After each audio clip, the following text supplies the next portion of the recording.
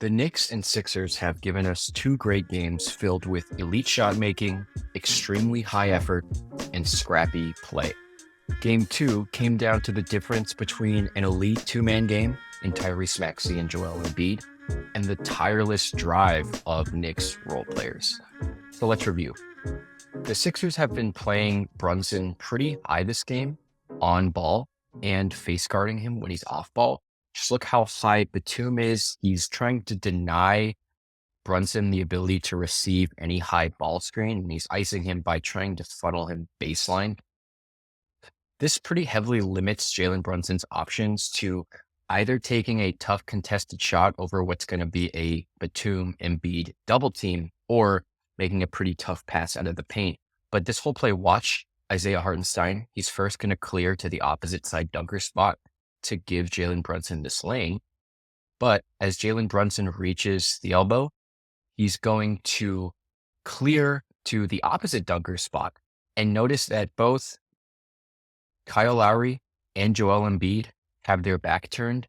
And also notice how Batum is not in a position and Tyrese Maxey is not in a position because of Deuce McBride to provide any help.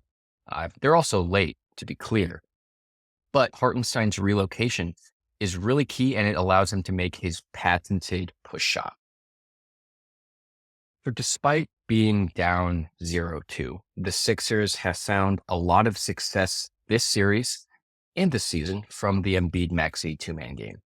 Embiid is a pretty natural mismatch with his talent set, with his physicality, with his natural athletic gifts. And Maxey's speed and three-man scoring make it really difficult to defend him in space. So Kyle Lowry and Tyrese Maxey are going to start here with a high dribble handoff that's going to flow into this get action. He's going to pitch it and then pitch it back.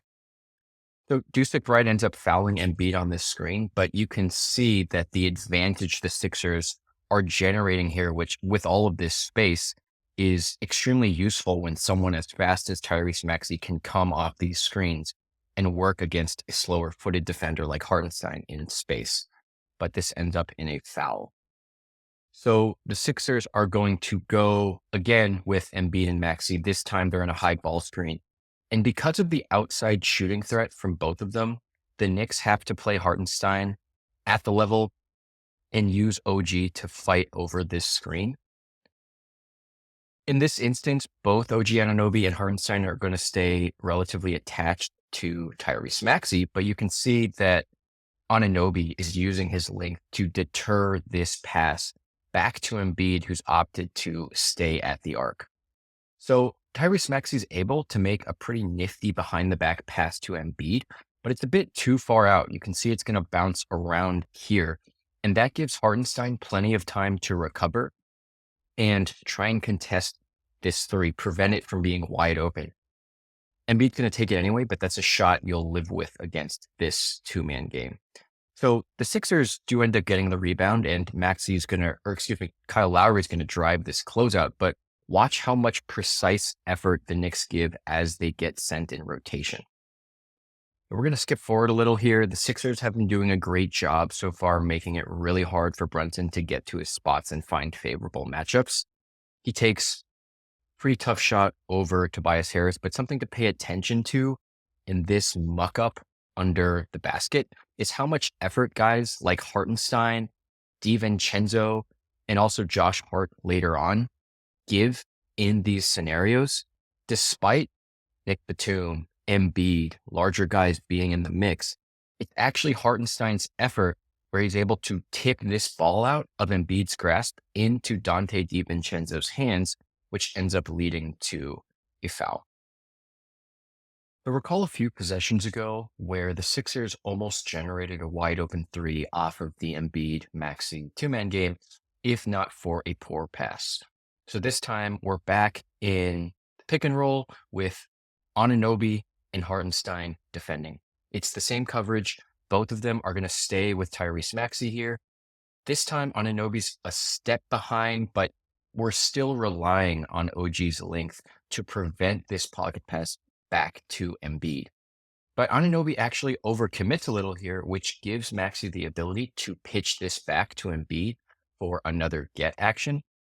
So Hartenstein and Anunoby actually respond pretty quickly to this, but Embiid steps into a really nice dribble handoff here. He sets a really nice screen, which gives Maxey plenty of time to elevate and drain this shot. So with that, it's now a 1 point game. There's 2 minutes left. The Knicks want to try and get Brunson into a high ball screen and get him moving downhill. Still, the Sixers really want to avoid this. So Nick Batum is doing a really good job trying to deny Brunson the usage of this screen. But Hart makes a pretty smart move here. He changes the angle to get Brunson moving with momentum downhill into Tobias Harris. It works pretty well. Brunson stops on a dime. He just misses the shot. But because of this miss, speed demon Tyrese Maxey is out way ahead on this fast break. Remember, we're under 2 minutes. There's limited timeouts. It's a 1 point game. Every possession matters quite a bit.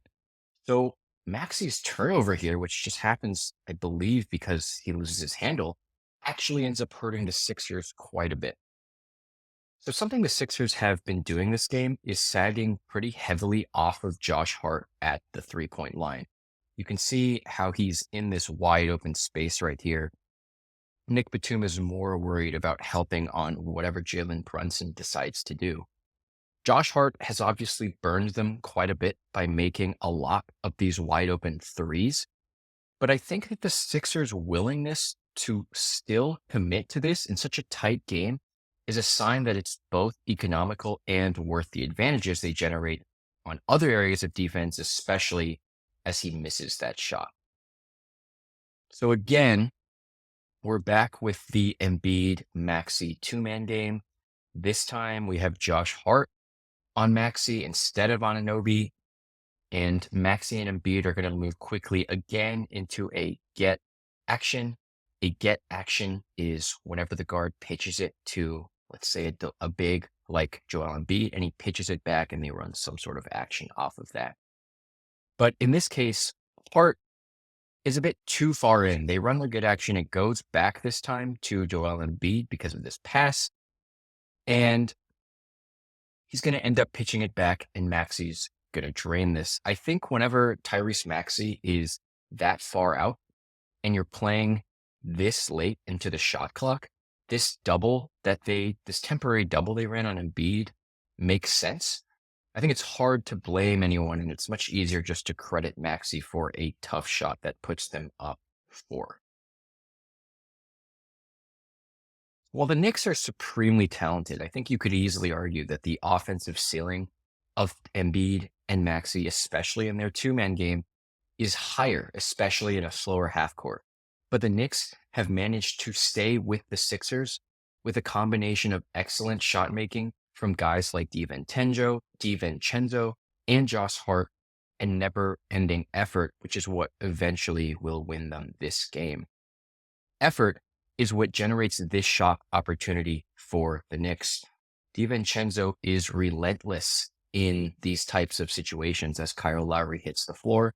He manages to find Jalen Brunson, who's going to relocate to this corner in all of this chaos, and he's going to hit this 3, which was later ruled a long 2, to cut it to a 1-possession game. Now, there's been a lot of questions raised as to why a timeout was not called at this point. They're up 2. Really, they're up 3 because that long 3 was a 2. They can advance the ball with a timeout, and there's plenty of time to use the shot clock and draw up a set. But I'll say this, hindsight is 2020. I don't think Nick Nurse anticipated an extremely poor inbound to happen right here, and obviously did not anticipate the sequence of events that follow.